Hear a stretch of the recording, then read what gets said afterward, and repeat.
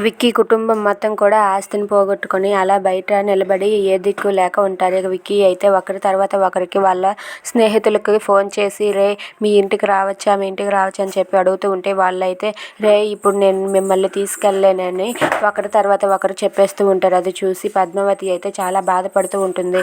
ఇక వాళ్ళ ఇంట్లో వాళ్ళంతా కూడా ఇప్పుడు మనం ఎక్కడికి వెళ్ళాలి అని చెప్పి అలా ఆలోచిస్తూ బాధపడుతూ ఉంటారు. ఇక విక్కీ అయితే వాళ్ళ ఫ్రెండ్స్ ఎంతమందికి ఫోన్ చేసి ట్రై చేసినా సరే వాళ్ళు ఎవరు కూడా కుదరదు అని చెప్పేస్తారు. అది విని వాళ్ళ ఇంట్లో వాళ్ళంతా కూడా బాధపడి ఇప్పుడు మనం ఎక్కడ తలదాచుకోవాలని చెప్పి బాధపడుతూ ఉంటారు. ఇంతలో పద్మావతి అయితే సారు ఇప్పుడు మనం ఎక్కడికి పోవాల్సిన అవసరం లేదు, మా అమ్మ నాయన ఇంటికి పోదాం, అక్కడ మనకి ఎంతసేపు కావాలంటే అంతసేపు ఉండొచ్చు, ఎన్ని రోజులు కావాలంటే అన్ని రోజులు ఉండొచ్చు సారు, పదండి మనం మా అమ్మ నాన్న ఇంటికి వెళ్దామని చెప్పి పద్మావతి విక్కీతో అంటూ ఉంటుంది. అది విని అందరూ కూడా వాళ్ళ ఇంటికి వెళ్తారు. Thanks for watching friends, please subscribe.